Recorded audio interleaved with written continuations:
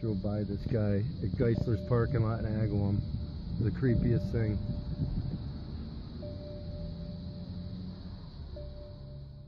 The subject of clowns has always been embedded in pop culture in some sort of way. In the 1920s, they were beloved comedy acts. In the 1980s, they took a more sinister route with Stephen King's It. Now, clowns are back, this time with a more ominous real-life presence. This whole creepy clown epidemic was first reported in South Carolina when a woman called the police to report a clown that was standing in her backyard, looking into a window for a long period of time.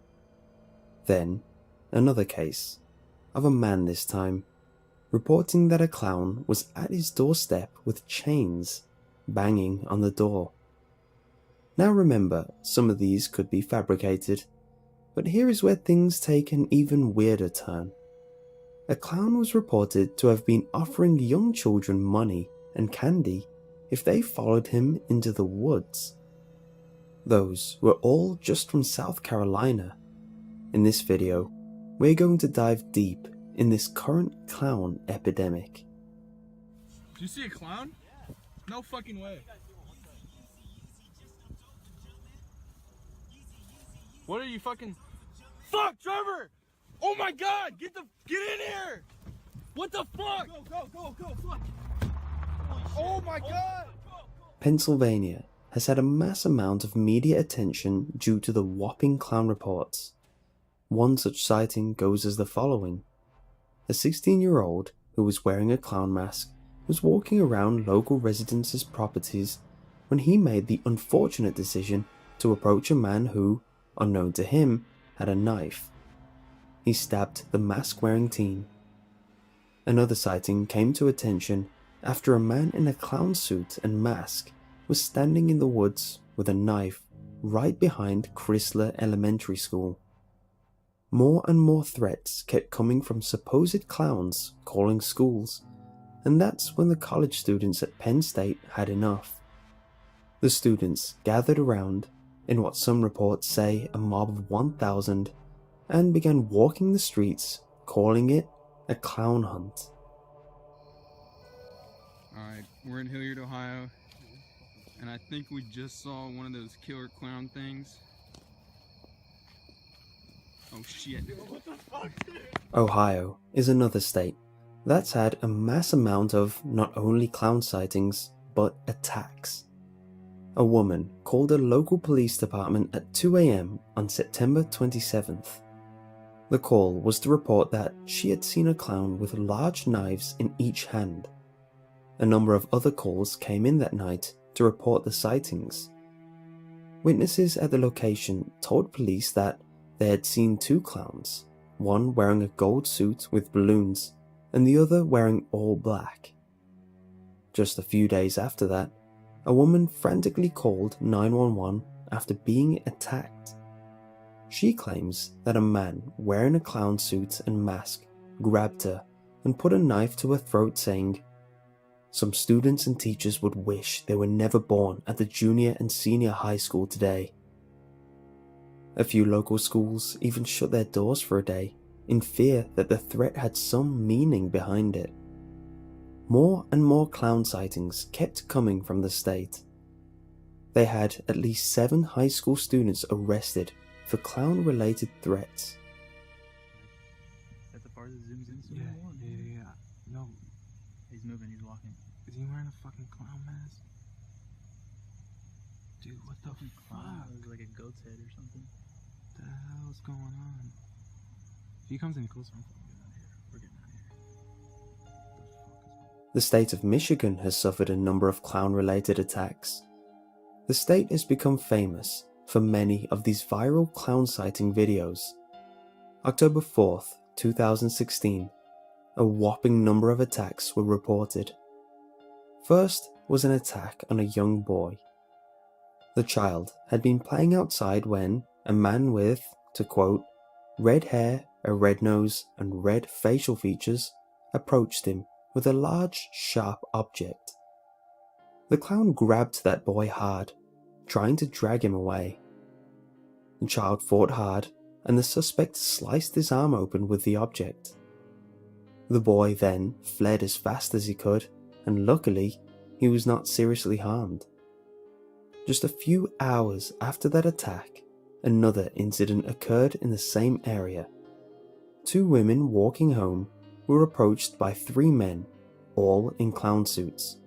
One holding a baseball bat swung it at the girls, while the others screamed profanities at them. Soon, this already horrific scene turned into all-out chaos as the girls tried desperately to get away. Luckily, they did, and were not physically injured. Since then, they have contacted local police who are already dealing with a high amount of clown-related cases. Like many other states dealing with this mayhem, schools seem to be a constant target, with large amounts of sightings coming from them, even causing a few schools to shut down early there in Michigan. Bro, holy shit. Is that a clown? Go. Dude, he's got a knife. Oh, turn around. Holy shit. Dude, hurry. Oh my gosh. The internet has been a hotspot for controversy, so it's to nobody's surprise that many of the threats are coming from online users. Many threats of violence that are coming from online seemed to be targeted mostly at schools. In one such case, a student was charged with first-degree disorderly conduct for saying, "Killer clowns were coming to 2 of Centennial schools today to hurt students." The police gave out a statement following the charges placed on the teen. Sometimes poor decisions, even when done in jest, have serious consequences. The perpetuation of threats, even when untrue, can unlawfully disrupt people's lives and can lead to arrests. We do not need to be notified of someone simply wearing a mask or dressing like a clown. People, please call the non-emergency numbers. 6 Connecticut teens have been arrested for online clown harassment. As ridiculous as that sounds, it's actually happening. The teens were posting things online such as, "There will be a whole gang of clowns waiting to kill everyone in the school." That was written by 2 13-year-old girls. The 2 young teens were posting this via an Instagram called Ansonia_clown. Joseph Cirasuolo, Executive Director of the Connecticut Association of Public School Superintendents, had this to say. "You can always say you overreacted when there was nothing of substance, and everybody will say that's fine. God forbid you underreact and a tragedy occurs. This is not stuff we ought to be joking about, and we need to get that message across to people. The jokes have consequences," he said. Though arrests have been made, it seems as if this online trend is not stopping anytime soon, especially since this is the month of October. Allez là, dégage. Bah regarde, je vais écrire ça à la face. Allez, vas-y, voilà, dans la gueule le flash. Tiens dans ton cul, bâtard. Ouais. Putain, Qu'est-ce qu'il fait? je sais pas. Pourquoi il baisse? Oh putain. C'est quoi ça? Ah, c'est pas une vraie gros quand même. Je sais pas. En gros, c'est pas une vraie. Putain, il est Non, malade. non, non, Recule, non. recule, gros. Recule, laisse par-toi, gros. Par-toi, là. Though many of these sightings have been coming from the United States, there have been tons of reports from all over the globe. Ontario, Canada, has had its own unusual run with the clowns. One such report claims that a group of small children were being chased by a small group of clowns near a local school. Police luckily arrested the 2 teens that were connected to the crime. When questioned, the teens claimed they were doing it for a YouTube video that they were filming. The video's content was just them in clown masks chasing the local children. An Ontario group calling themselves Clowns in the Six have been naming many schools as their next spot to attack. The group had this to say on their Instagram: "We are coming to London, Ontario's high schools and surrounding areas. We are going to kidnap students and behead teachers. We're not clowning around. Even England has been hit fairly hard by this troublesome trend. Most of the cases have been non-violent, just like jumping out of the bushes, walking near cars at night, roaming down the street. Only one has had more violent intentions. On October 4th, a teenage boy in Blakelaw, Newcastle upon Tyne, was placed under arrest. The boy is charged with alleged possession of a deadly blade while wearing a clown mask. He has been connected to nearly 10 clown-related crimes. Check it out, Snapchat. What the? No, this can't be real. No, dude, we need to turn. What the fuck? Dude, As mentioned before, this is an oddly dark trend that I predict will only run rampant in this month of Halloween. It wouldn't be as bad if these were harmless pranks, but with the reports of attacks, I want to personally urge you all to pay extra attention to stay safe. If you see anything suspicious, get away and report it to your local authorities, and you may help prevent further distress and attacks. Creepy behavior allegedly began on August 19th when a resident relayed that her son said he saw clowns whispering and making strange noises in the nearby woods. The resident said she went down to investigate and saw several clowns in the woods flashing green laser lights. The figures then ran away into the woods. Several children said the clowns have appeared in the woods behind one apartment building and that they try to persuade them into the woods further by displaying large amounts of money. Hey. Now, the following night, the woman noted that her oldest son said he heard chains and banging on their front door. Another resident said she was walking home when she saw a large-figured clown with a blinking nose standing under a post light near the garbage dumpster area. That was at 2:30 in the morning. Phantom clowns. In the late 80s and the early 90s, there was countless reports about a slow-moving white van being driven by creepy-looking clowns. Whilst it's not a crime for a clown to drive a van slowly, it is a crime to attempt to lure children into the back with candy, and that's exactly what these clowns were doing. Rumours and stories about these clowns quickly spread until the point they became known as an urban legend. These rumours could have easily been dismissed if it was just a few reports, but with the sheer amount of reports from children and adults, it was hard not to believe it was going on. These reports mostly came from the Chicago or Boston areas, but the police never identified or caught the clowns. Strangely though, it happened again nearly 20 years later in Chicago, a similar white van driven by clowns offering balloons and candy, trying to lure children into the back. A community warning was issued and the clown and the van were never seen again. The West Palm Beach murder. In May 1990, Marlene Warren was enjoying a quiet evening at home when she heard a knock on the door. Wondering who could be knocking so late, she slowly opened the door. To her surprise, she saw someone standing there with balloons and flowers. You'd think that would be a pleasant surprise, but this guy was dressed as a clown and proceeded to shoot and kill her. The police suspected two people, Marlene's husband and a 27-year-old named Sheila. Sheila was rumoured to be Marlene's lover. Both suspects denied the allegations, but evidence was found that suggested both of them were involved, but there simply wasn't enough evidence to convict them. To this day, the West Palm Beach clown has never been identified.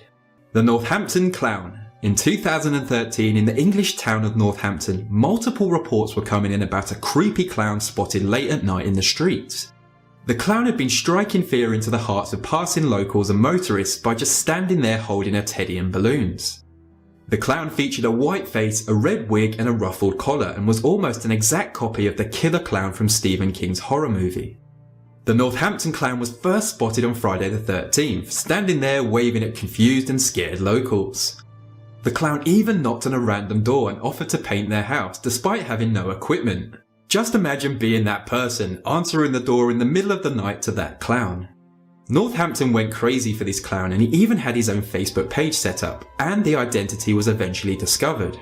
Although it was just some guy playing a hoax, he managed to strike fear into the hearts of many by simply putting on a clown outfit and standing in dark places. The ghost of Zoseby. During the Edwardian era, there was a clown called Frederick Zoseby, who moved from his hometown to live in Liverpool. Unfortunately, Zoseby committed suicide for unknown reasons, and the story goes that his ghost remained behind to haunt children. In December 2002, 13-year-old Thomas and his younger brother Aaron were woken up in the middle of the night to what they said was echoing laughter. Then a ghostly figure of a clown appeared in the doorway. The clown was dressed in a maroon suit with one hand on his belly and the other hand pointing straight at them. His face had a long nose and hollow eyes, and he seemed to be taunting the boys.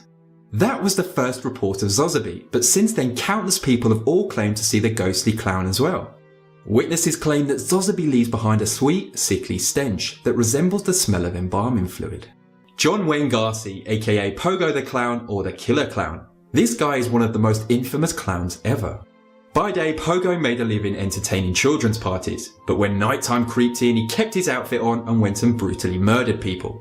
Nice. Between the years of 1972 and 1978, Pogo the Clown murdered a total of 33 young men, and he was convicted in 1980. His vile crimes didn't just stop at murder. Oh no, he was a rapist as well. He liked to kill his victims via strangulation, but his very first victim was stabbed to death. He would then drag them to the crawl space under his house and bury them. His crawl space eventually became overcrowded, so he started dragging them to the local river and dumping them there instead. Pogo never actually harmed any children. His crimes of murdering and raping were only ever on young men, and he eventually paid for those crimes when he was executed by lethal injection. When Pogo wasn't out brutally murdering people, he liked to indulge in art and considered himself quite an artist. The picture you see before you is a self-portrait. So when we go and pull up to the house, now I'm looking at the house like, wow, this is a huge house. I'm all excited, ecstatic. So we go inside, Dad goes, go ahead and pick your rooms. My sister upstairs. And we decided which one's hers and which one's mine. And all that. And then Dad said once we move in the house, he'd stay home more. Because he's been traveling with his job. He's always gone on that. He'd be gone for 2-3 weeks at a time, and then come back for a week, and that's fine. And then he'd probably stay home more. I was so excited. I was ecstatic about the house for the first time. And then little stuff started happening after we moved in. Like I started hearing noises. In the middle of the night, I'd hear something walk down the hall or something, but I'd ignore it at first. But then it started getting me, and every little night afterward, for about a week, it started getting me more. And then that weekend that we moved in, Dad would be, we were all outside like doing yard work. Once I did the yard work, and Dad asked me to go inside and grab the garden hose.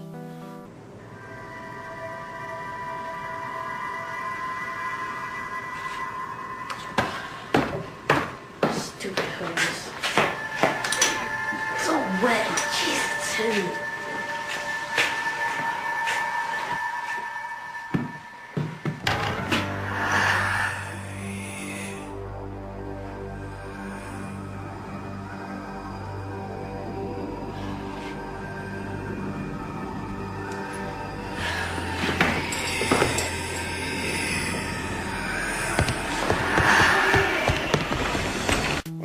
I started walking back up the steps, and I heard something behind me, so I turned around and looked, but nothing was there. So I started, slowly or going faster up the steps. When I started doing that, I heard something behind me. The steps started shaking. I got this real bad feeling in my stomach, so I took off running, screaming, yelling. But when I got outside, Dad's like, "What's going on? What's going on? Why are you screaming?" I was like, "Something chased me up the steps." Dad's like, "No, it didn't. It's just the basement monster. It's okay. Don't worry about it. You'll be fine." Well, after the whole basement incident, I started noticing more things happening. Like, I'd have a box of toys sit in my room that I haven't unpacked yet. That would move. I'd be sitting by the front door to the room, and up over by the closet the next day, and nobody's touched it. And then, I don't know, at night, I couldn't sleep that well. So I'd wake up and be hearing stuff. I'd feel something like somebody standing over me watching me, so I'd wake up and look around, nobody there. And I got scared, so I could go back to sleep. And then, well, progressively more and more like that stuff started happening. Like more noises, and more that feeling somebody's watching me all the time. Not all the time. Well, one night we're all sitting around in my dad's room watching TV. And I need to go to the bathroom. Well, I asked my brother and sister, "Hey, will you go with me?" I was a little kid, I was scared. And no, they started making fun of me, no. And the dad's just like, go on, there's nothing gonna get you, you'll be fine. I was like, alright. So, I was like, alright, I'm gonna do this. I'm gonna be a tough guy. So I walked to the bathroom, and once I got to the bathroom, there's a staircase that led to the upstairs directly down to the bathroom.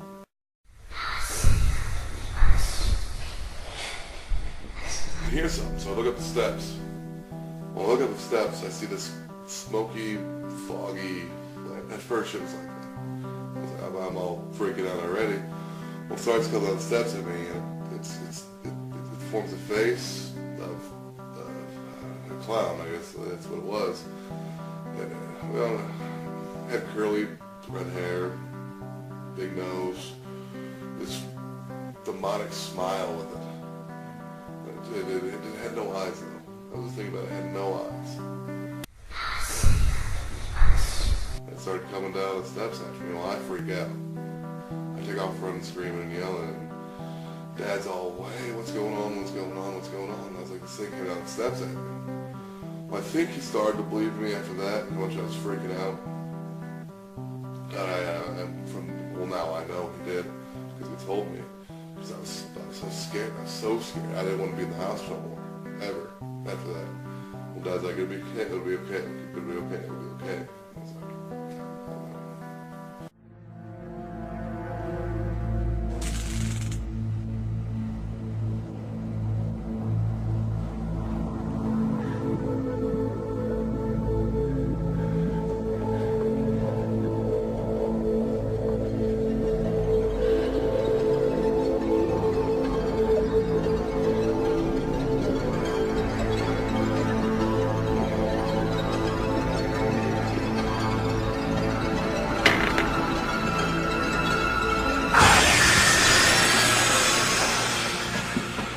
I was never that scared in my life.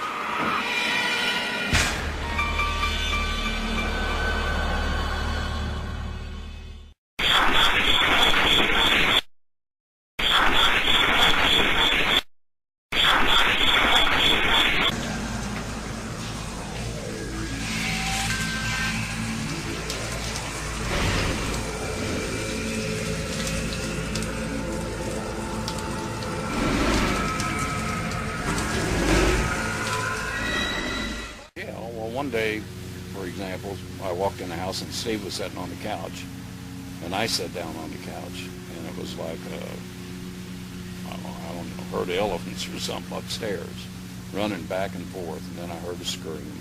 It sounded like a little girl.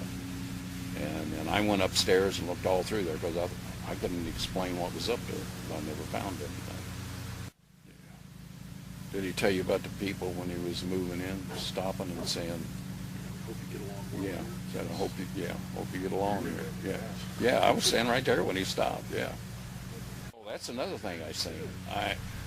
I was with him when he turned all the lights out, and then I brought him back over there when all the lights were on. Oh yeah. You know, Maybe that's I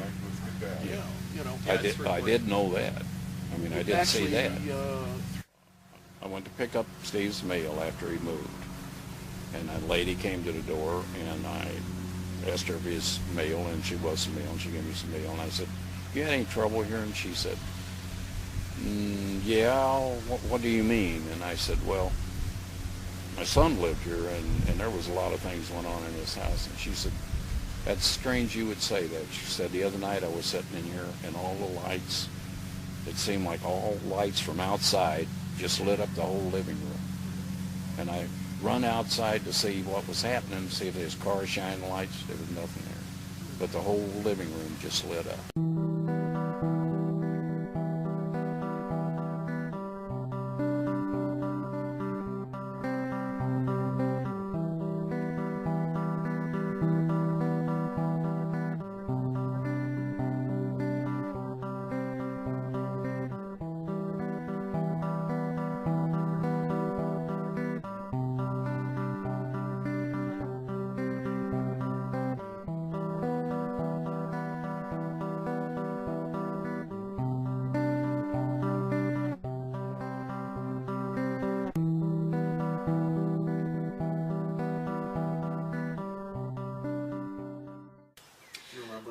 Well, I remember pulling up to the house, and there wasn't anybody there yet from the group, and I just sat there in the car, and it was very oppressive, I could say.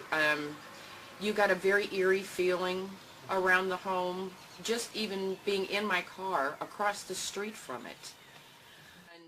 And personal experience with myself, physical things started to happen. You would get pushed. Somebody would try and push you down the stairs with that smell around you.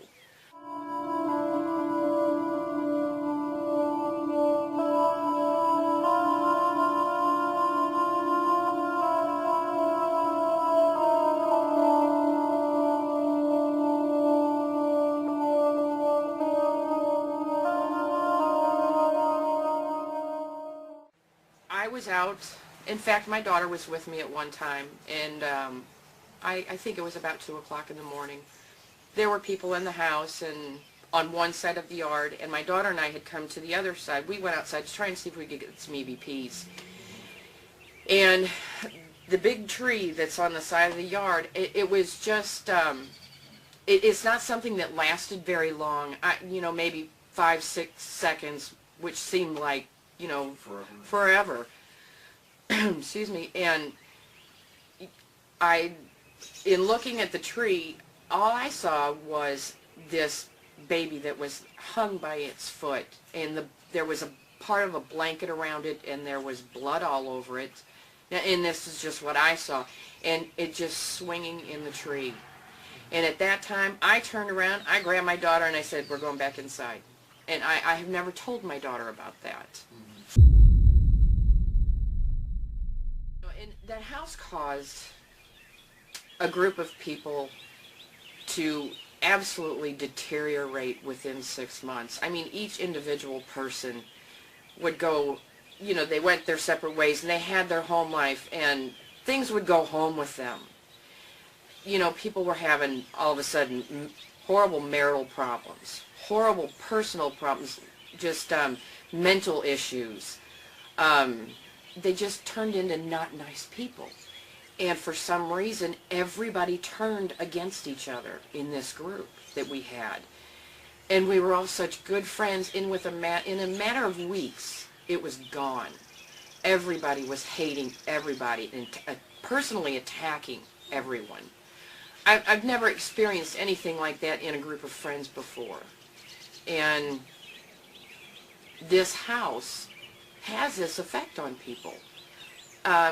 It's depressing, it's oppressive, and I think that's how it works. That's what it wants to do. It wants to just suck the life right out of you. Yeah, it just destroys anything good that you have.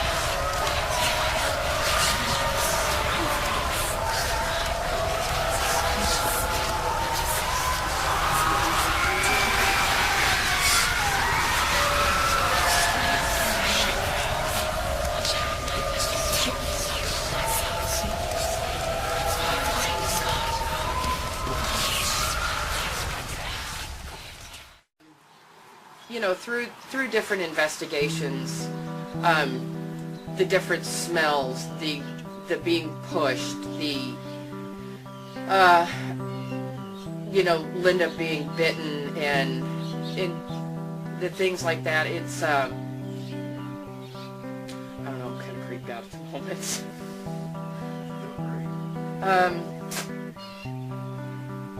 Is it just telling the story is very difficult?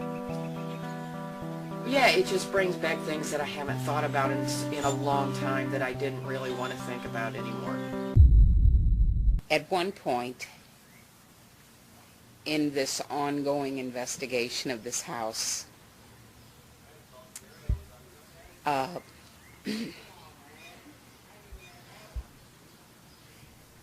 my daughter, who just found out she was pregnant, I did not know at this point about any babies in this house at all. I did not know that there was a baby that was seen hanging from a tree out front. I didn't know about a lot of sacrifices that were made on this property in the past. And one day I was at home, and it was the night before my daughter had to go to see a doctor for her baby. So we were all very happy about this. And I had a dream about standing outside of the Union House. And there was a lot of people standing outside the Union House with me in this dream. And they were just standing there. And I was kind of looking around and just thinking it was another investigation. And then something caught my eye, and it was a very wicked looking clown. And he was holding a baby in his hands, and he started to beat this baby. And I was screaming at this clown to drop this baby. I was yelling at these people who seemed to be in a trance. And I was screaming at the top of my lungs. And then at that point, I looked over at this clown, and he began beating this baby on the ground. Well, at that point, I woke up. I don't know if I woke up or if my husband woke me up, because he said I was screaming that's what woke him up. And I was screaming at the top of my lungs in my sleep. A few hours later, we took my daughter to the doctor. And that is when we found out that her baby was not living. I couldn't even tell nobody for probably half the day I sat, and the only thing I could think about was what was in that house. And I knew that it finally, it got to me in a way that it knew would hurt me. Now, this not only happened to me, this happened to a couple other people. So I know that this thing feeds on lives of people that enter this house. What the actual fuck is this shit?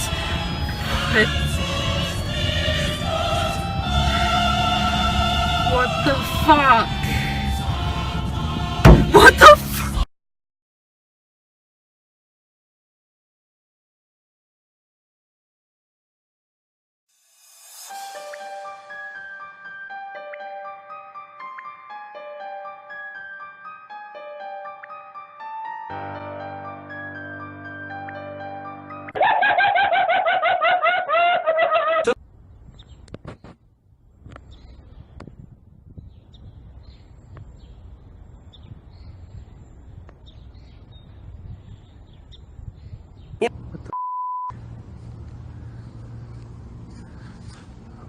Oh my god. Patrick and I were out here running, and we just saw a clown up over the suspension bridge, and I'm sort of freaking out about it. What the fuck? What the fuck?